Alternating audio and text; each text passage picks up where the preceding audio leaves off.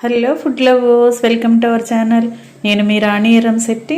Friends, ఈరోజు recipe breakfast recipe అండి. 10 నిమిషాల్లో దోశలు వేసి ఫ్యామిలీకి సర్వ్ చేయొచ్చు. ఎలాంటి మినపప్పు బియ్యం అక్కర్లేదు, మైదా పిండి గోధుమ పిండితో పని లేదు. ఇన్స్టెంట్గా అప్పటికప్పుడే సింపుల్గా స్పాంజ్ దోశలు అనేవి వేసుకోవచ్చు. ఆ ప్రాసెస్ అంతా ఛానల్కి వెళ్ళి చూడండి. ఇంగ్రీడియంట్స్ కానీ ప్రాసెస్ కానీ క్లియర్గా ఉంటాయి. అలాగే రిలేటెడ్ వీడియోలో కూడా రెసిపీకి సంబంధించిన లింక్ అనేది ఉంటుంది, ఓపెన్ చేసి చూడండి.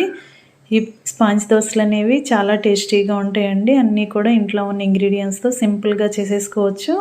డైలీ ఇడ్లీ దోశ తినే కన్నా ఈ దోశలను ఒక్కసారి ట్రై చేసి చూడండి. చిన్నపిల్లలకి పెద్దవాళ్ళకి అందరికీ నచ్చితే. దానితో పాటు చట్నీ కూడా చూడండి.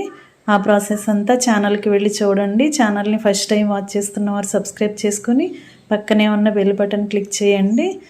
మరొక రెసిపీతో మళ్ళీ కలుద్దాం. Thanks for watching. నేను మీ రాణి ఎర్రంశెట్టి.